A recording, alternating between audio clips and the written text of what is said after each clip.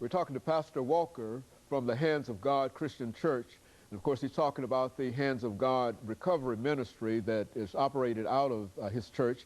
And of course, Reverend Walker, before we finish today and during this last segment, let's give you an opportunity to continue to talk about incarceration, but in a real sense, talk to young people, the individuals who might get caught up in this whole fact of crime that will eventually lead to incarceration, because I think, as you've already indicated, that even though an individual might commit some crime and he serves his time, that it's still almost impossible for him to have a gainfully employed occupation. And of course, I think that you are an excellent example of what can be done, and more than anything, we'd like for you to deal with it from that perspective. Well, you know, the Bible says that my people perish for a lack of knowledge. And people always tell you, and I remember growing up, Dr. Haney, people say, well, what you don't know won't hurt you. But that's absolutely incorrect, because what you don't know can really mess you up. Not realizing, you know, that if I go out here and commit just a little petty crime and get convicted of that crime, and it's a felony, it's going to follow me for the rest of my life. It's going to affect me in my relationship. It's going to affect me in my job. It's going to affect me when I try to go to get in school. It's going to always be a spot on my record. It's going to always follow me. So I would say to the young people, like my daddy used to always tell me, stop, slow down, study yourself, and think. You know, stop for a while and look at what's going on around you. See what the real picture is all about. What am I really looking at when I step out of my door and I see all my friends, they're out there slanging dope and they're doing that thing and they're running around, they got their music bumping loud and they're doing all this stuff and they're running around with their pants hanging off. What am I really seeing? What is this picture really showing me? I mean, is that a picture of freedom, or is that a picture of some form of slavery? You know, because I mean, I submit, Dr. Haney, that if we involve ourselves in that type of lifestyle, then what we are actually doing, we are enslaving ourselves, and we're actually penalizing ourselves and keeping ourselves away from mainstream society. You know, we say, well, okay, I can't do this and I can't do that, but at the same time, then we got our young people that are doing the things that would actually make what they're saying a reality. So if I put myself in a certain mode, first of all, I'm labeling myself. Then when the authorities are looking out up on who's doing what, then they're looking at me because I got my pants down. I've got my mouth loaded with gold, you know. I'm riding down the street, you know, in a car that's worth $200 with a $3,000, $4,000 sound system in, and I'm violating all the noise law. So they're looking at me. So I'm the one that they're going to target. I pass by in my suit, you pass by in your suit, but then his next guy, he passed by fitting that profile, then they're going to pass us by and they're going to stop this guy, and he may not even be doing nothing. And that's what they mean by profiling. Absolutely, absolutely, man. They're looking at us. You know, they're looking at us, and we have got to learn how. Young people have got to learn how to change your image. You've got to change the image that you have, because you can't expect people to treat you with respect when at the same time you treat yourself disrespectful. And I know a lot of people say, well, it's the style to walk around, you know, with your pants hanging off and all of that, but who created it, and what is the purpose of it? You know, all we have to do is just really sit down, young people, is just ask yourself questions. Because a lot of times we take things at face value and we never question why we do what we do. And therefore we end up caught up in that system, and then that system has certain things attached to it, and one of the things attached to it is incarceration. You know, when you're caught up in that, you do the things that's done, you know, in terms of selling drugs and stealing and gang banging and doing all of that stuff, and what's attached to all of that system right there is incarceration, mental institutions, all that stuff, drug addiction, everything is attached to that. So once you involve yourself in it, then you open yourself, you sit yourself in the middle of a circle of sorts and allow each vein, each one of those veins to just come into whatever you are and wherever you're sitting. And so that's what I say to the young people, to remove yourself from that situation and get an understanding, get some knowledge, get some information, and stop listening to people that don't know what they're talking about. You know what I'm saying? You know, I'm reminded, Pastor Walker, that we did a show a long time ago with you and Brother Johnson. Yes. And I think that he had a program called Choices.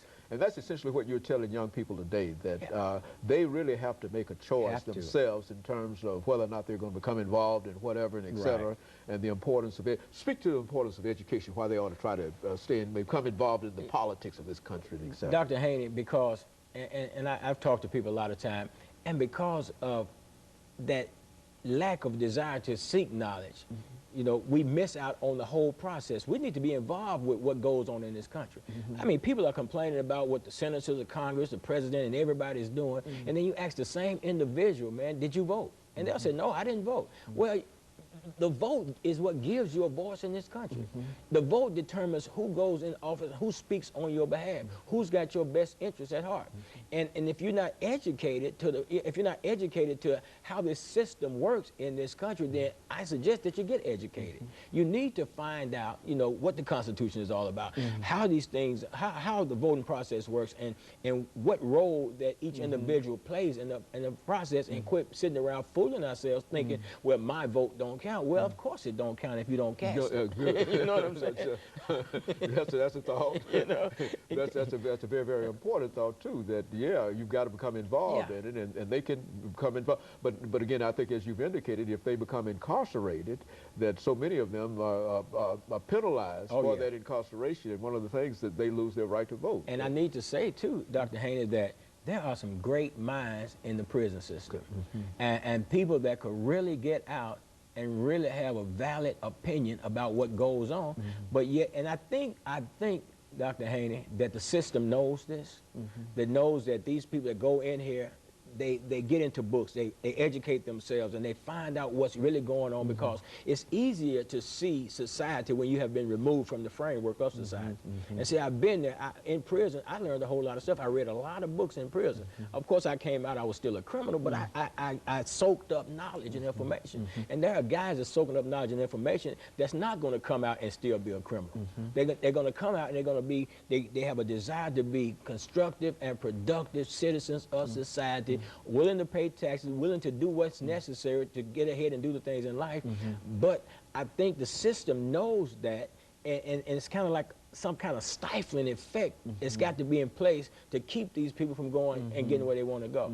So in spite of this whole idea of rehabilitation and et cetera, you think that there still might be the attitude among many people that this individual has been incarcerated, and they probably know that once he goes back into society that he's going to have a difficult problem getting a job and et cetera. So they feel that it might be best to just keep him as long as you can, and then wait for him to come back. And that's happening too, especially, I mean, telling you, man, especially with these privatized prison systems and stuff like that. It's, to me, it's all a money thing anyway. So they got people caught up in the systems and stuff like that. And I mean, parole board after parole board after parole hearing, and they're still incarcerated, and they're keeping them in the system because they know that because they're not teaching them anything, the chances are they're going to come back.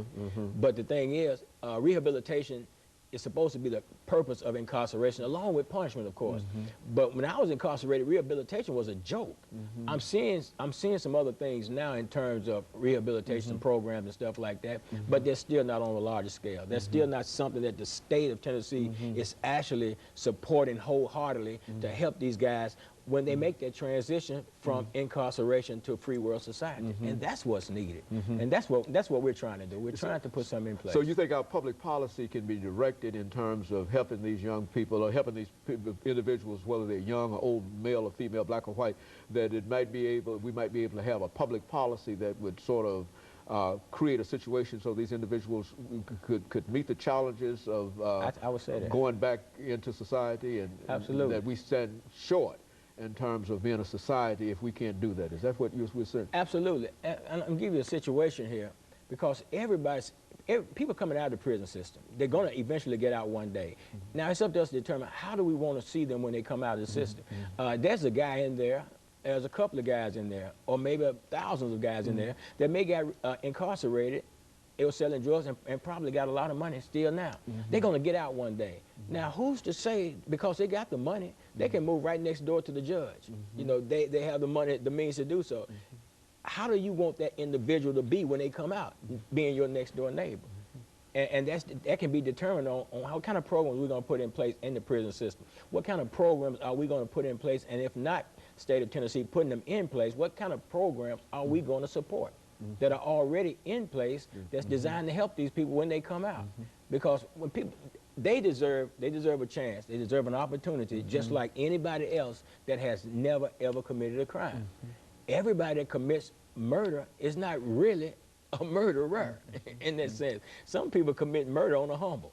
You know, they're not intending to hurt anybody, not intending to do anything to anybody. They'll pull up a gun trying to shoot in the crowd and scare somebody, end up killing somebody or whatever. You know, it's a stupid act, but you know.